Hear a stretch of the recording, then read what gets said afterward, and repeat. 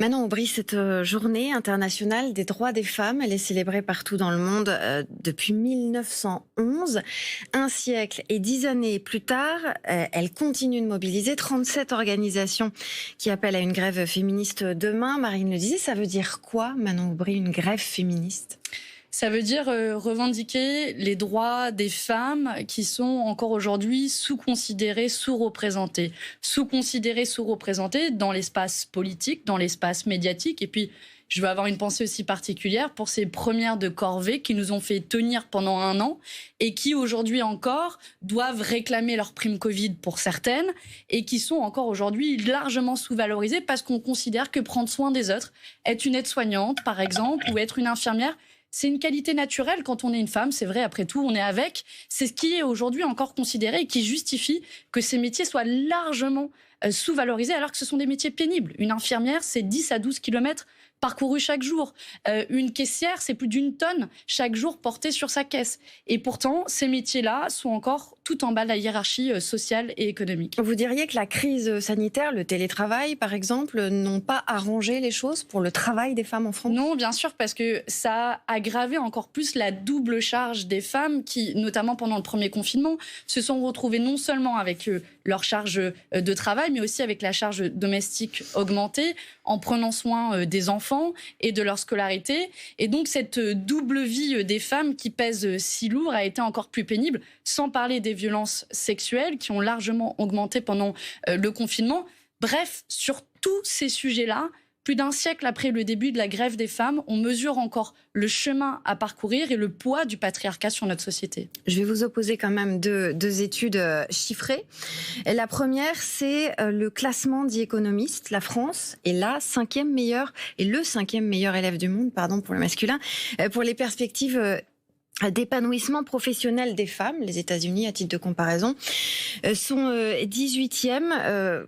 Qu'est-ce que vous répondez à ce constat ? C'est quand même pas mal. Que moi, je peux pas me satisfaire quand il y a encore plus de 20% d'écart de salaire entre les femmes et les hommes, quand 2 tiers des salariés au SMIC sont des femmes, quand elles sont largement représentées dans les métiers précarisés, quand elles sont celles qui occupent davantage les temps partiels, et que ça mesure encore la taille du chemin à parcourir pour la France et pour l'ensemble des pays du monde, et que ceux qui se disent que ça y est, on a l'égalité femmes-hommes, qui regardent cette réalité-là en face. Il y a beaucoup d'entreprises qui ont une politique très active en faveur des femmes.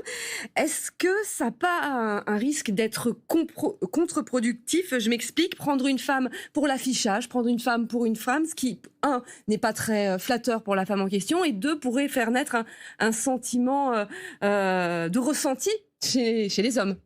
Vous savez, nous, on demande juste à être reconnus pour nos qualités. Vous, en tant que journaliste, moi, en tant qu'actrice politique, et c'est pareil dans le monde de l'entreprise. Et quand je vois, je sais pas, prenons les dirigeants du CAC 40. Combien de femmes aujourd'hui dans les dirigeantes du CAC 40 ? Une qui a été évincée. Donc, ça en dit long sur la place qu'on donne aux femmes. Et c'est lié à des choses qui sont beaucoup plus sous-jacentes, parce que les femmes ont des perspectives professionnelles plus courtes, parce qu'elles s'occupent notamment de leurs enfants, parce que aussi c'est une culture dans le monde de l'entreprise qui est très peu favorable aux femmes.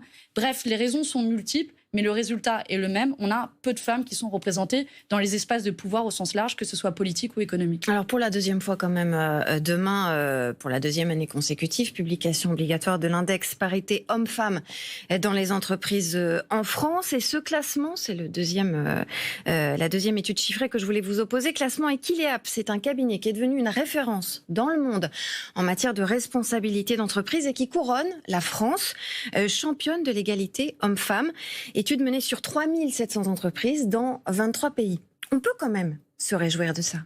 De nouveau, je vous le redis, est-ce que vous vous réjouissez qu'il y ait un écart de salaire de plus de 20% entre les femmes et les hommes ? Non, mais on progresse maintenant, Aubry. Non, on est loin de progresser. Quand reparlons de ces femmes qui réclament les primes Covid, de ces aides-soignantes qui sont largement sous-considérées. Mais bien sûr, il y a toujours des droits à défendre. Non, mais je ne dis pas le contraire, mais est-ce qu'on peut pas quand même à un moment donné saluer le fait que certaines actions entreprises portent leurs fruits ? Non, quand on est encore très très très loin du compte, et que aujourd'hui il faut une révolution féministe.